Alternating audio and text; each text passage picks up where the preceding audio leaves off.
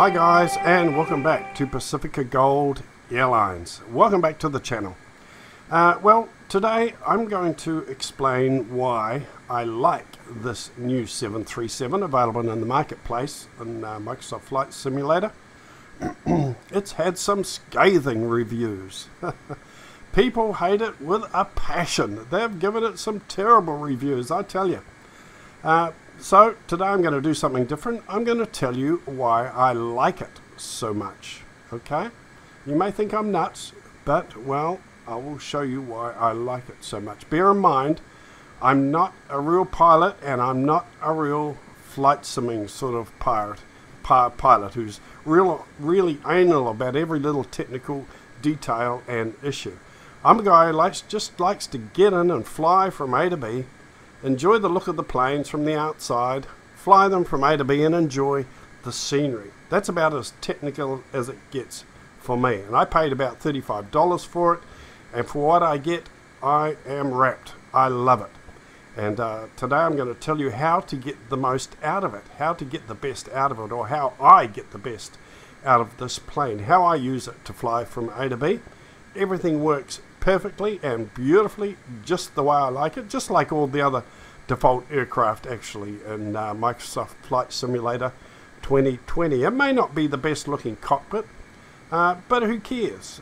Some have said that the things like the yoke, oh, it's too shiny, or the wings don't flex properly. You know, I've had a few friends who are pilots and flown 747s and 737s, and I've never heard them once complaining to me, oh, I don't like flying this plane because the yoke is too shiny. Oh, I'm never going to fly the 737 again. I looked out the window the other day and the wings weren't flexing. Oh, I'm not going to fly it.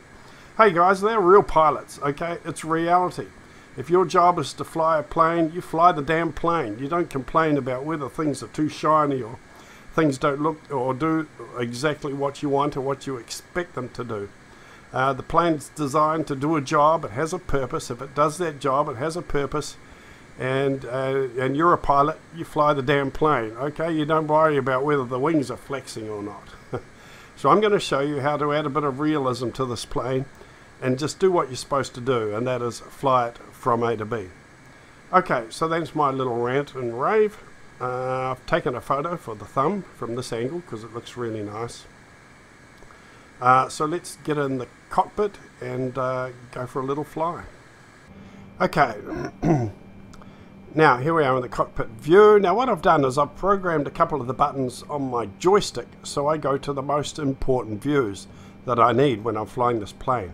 I click a button on my joystick and I go to the flight control panel up here where all the autopilot functions and buttons are. That's very, very important. I'm constantly looking at this and referring to this as I fly. Click it again and I go back to the main cockpit view. So I've programmed that view into my joystick. Also another button I click and I'll go down here to this display here where I get all my vital flight information, my speed, my altitude, angle of attack, everything is all on this here. So I click that button and I go back. So those are the main two buttons that I have programmed that are very, very important when flying a plane. Okay, some people complain about this yoke. They say, oh, the yoke looks very, very funny. Okay, well, here's a trick, guys. Just click it and it goes away. There we go. Problem solved. I'm a genius. And you say, oh, now you've got no yoke. You've got no joystick. That's not realistic. Hey, I've got my joystick and my yoke here. Okay, I've got that in front of the cockpit. So why do you need two joysticks? Why do you need two yokes in your 737? You've got one that you actually use. Why do you need another one in the plane? Come on, guys, get real.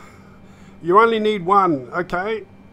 Right, so I've clicked it and that has disappeared. Now, to get the plane ready for takeoff, before we take off, I'm going to set the flaps. It looks like the flaps are already set for us, so they're down there. Okay, I'm going to hit this button and go over to the flight control panel here for the autopilot.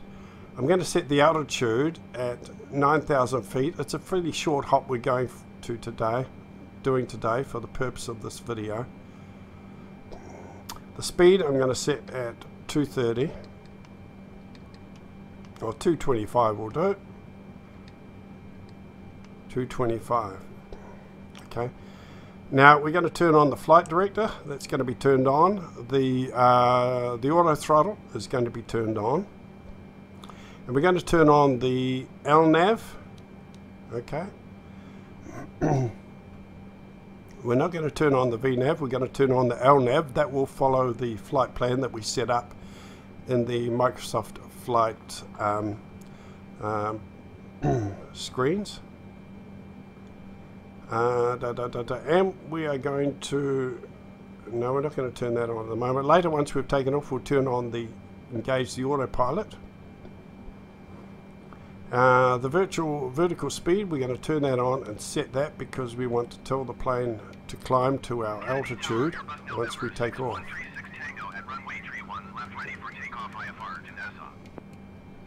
So I've got that on 1500. Can fire up the engines, release our parking brake, and we can go. Now some people say it's a bit twitchy when you take off. The nose sort of ducks up and down a little bit. Well, you've got to be really steady on the joystick or the yoke when you take off. Rotate speeds about 140.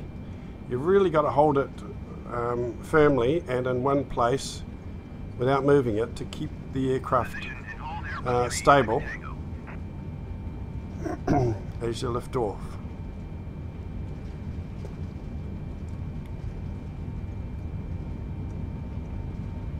Okay, so I rotate here. I'm still practicing, okay, by the way. So we can raise our gear. There we go. You can see what I mean. It could be my flight stick settings. The sensitivity is not right. So I'm going to keep it stable as I can. Just go in a straight line straight ahead and hold it there until I've gained a bit of altitude. Don't worry about the ATC or control, and you can just answer them when you have time, when things are going right. So don't feel any pressure that you have to answer their call straight away.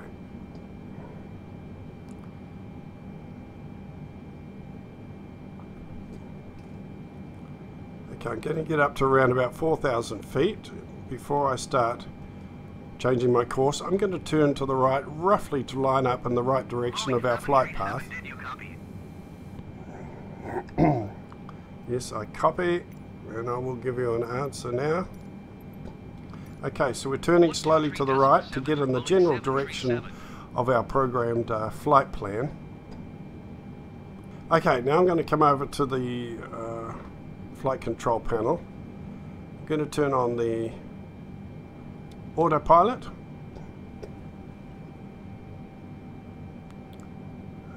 And the altitude hold mode. Turn on the autopilot, turn on the altitude hold mode. I need to take up the flaps, that's why it's clacking. We're going too fast. Too fast, it'll start clacking, so raise your flaps. Real pilots have a saying, so if you're not clacking, you're slacking. You're not going fast enough.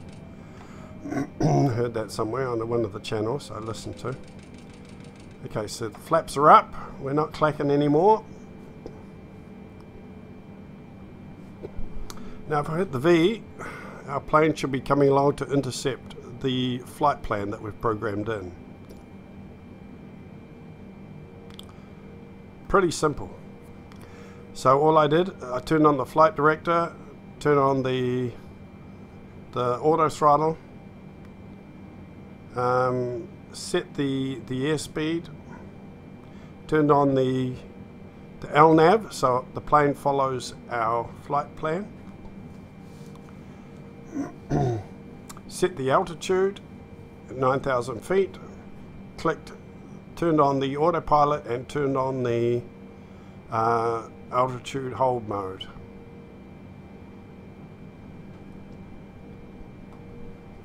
And guys, that's about it. Our plane is configured to follow our flight plan at our designated speed, altitude, and the autopilot now will do everything for us. If we want to increase or decrease our altitude, we'll change this altitude level here on this switch, and we'll turn on our vertical speed and adjust it to tell the plane to either go up, which will be a plus number, or tell the plane to descend, which will be a minus number. So we adjust it with this wheel here. So at the moment we're at, I can't quite see that number properly.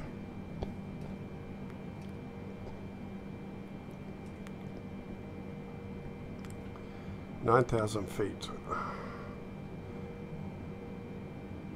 Okay, our plane is turning now to the left. Let's have a look. Yes, it's coming around to get onto our flight path, our flight plan.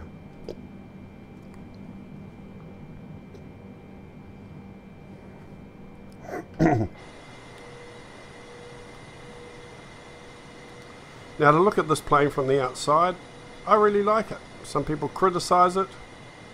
Well, you can criticize everything if you want to. You can criticize these clouds. There's a bit of a glitch in some of the clouds. You can criticize everything. But I accept it for what it is, the way it is. I'm happy for what I pay for it. I think it looks great. Maybe the guys that first reviewed it got the very first beta version, or the very first version. I think it's been upgraded and improved since then. You've got a variety of liveries that are really nice, and I think a few of the things have been fixed. Sure, the wings are not flexing, but I'm not going to stop flying the plane because the wings are not flexing. Not worried about that. I need to get my passengers from A to B, wings flex or no wing flex. And so I've added this plane to my virtual airline, Pacific Airways. Unfortunately, I don't have one painted in the livery of our airline. Hopefully that will be where it will come later. Now, I'm not saying I'll love this plane forever. PDMG may put a 737 out in the future, which will be totally awesome. And I may upgrade it. I might get rid of this one and trade up to the PDMG's 737, which will be 100% accurate and just beautiful. But for now, I'm enjoying this one. It works fine. Okay, let's have a look. Got our altitude set, our speed set.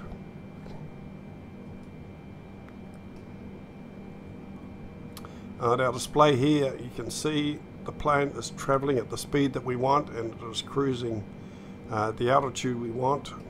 I can't quite see that number. I may have to tell the plane to climb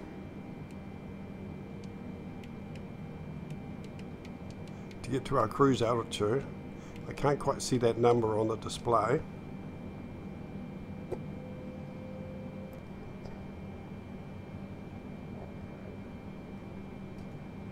Okay, so our plane is climbing now. It should be going up to our selected altitude. Okay, so I'm doing this video in two parts. One is the takeoff and cruise, and the second part is the descent and the landing. Just to show everybody, basically, that the plane is not the rubbish that everyone says it is. You can fly it, you can enjoy it, and you can use it. It's everything functions. The autopilot, the ILS, everything functions the way it should do, just like all the other default planes. And it's easy to use once you spend the time playing around with it and getting everything right. The other thing to remember too with these big time YouTubers who do these quick fire reviews, they get in it, they play around with it for 5 minutes or 10 minutes, decide what they don't like, and then they get a review video out as fast as they possibly can.